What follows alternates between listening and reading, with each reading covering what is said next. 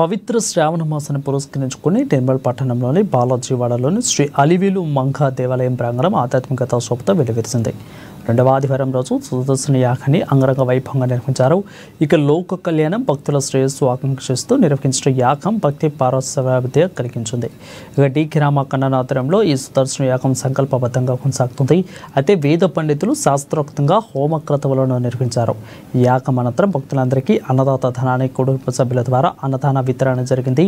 ఇక ఈ శ్రావణ మాసంలో మిగిలిన ఆదివారాల్లో కూడా ఈ సుదర్శన యాగాన్ని నిర్వహించామని అన్నారు నిర్వాహకులు తెలిపారు. అదేవిధంగా భక్తులందరూ కూడా ఈ అరుదైన అవకాశాన్ని సద్వినియోగం చేసుకుని అమ్మవారి కృపకు పాత్రలు కావాలని కోరారు. ఓం నమో నారాయణాయ స్వాహ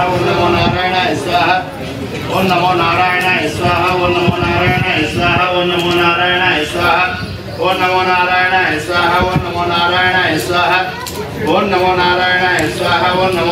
ఓం నమో నారాయణ యొక్క యాగంలో పాల్గొని స్వామి యొక్క కృపకు అమ్మవారి యొక్క కృపకు పాత్రలు కావాల్సిందిగా కోరుతున్నాం.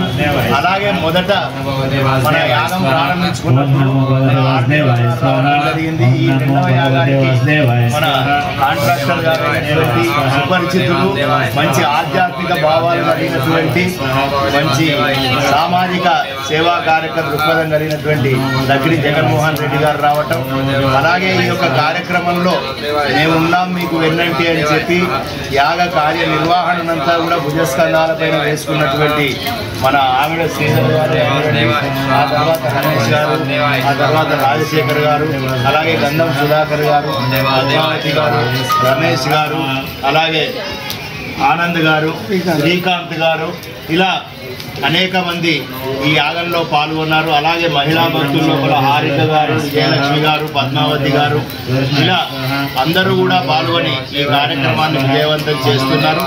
ఇలాంటి ఉత్సాహం కనుక మాకు అందిస్తే ముందు ముందు ఇంకా గొప్పగా అనేక కార్యక్రమాలు చేపట్టడానికి మాకు కూడా చేయూత ఇచ్చినట్టు అవుతుంది. కాబట్టి ఇలాంటి వాటిలో పాల్గొని భగవత్ కృపకు పాత్రలు కావాల్సిందిగా కోరుతున్నాను. జయ గోవింద జయ జయ గోవింద. కోటి తుల్యం, కోటి మంది భాస్కరుల తేజస్సు ఎంత ఉంటుందో ఒక సుదర్శన భగవానునికి అంత తేజస్సు అనేటువంటిది ఉంటుంది.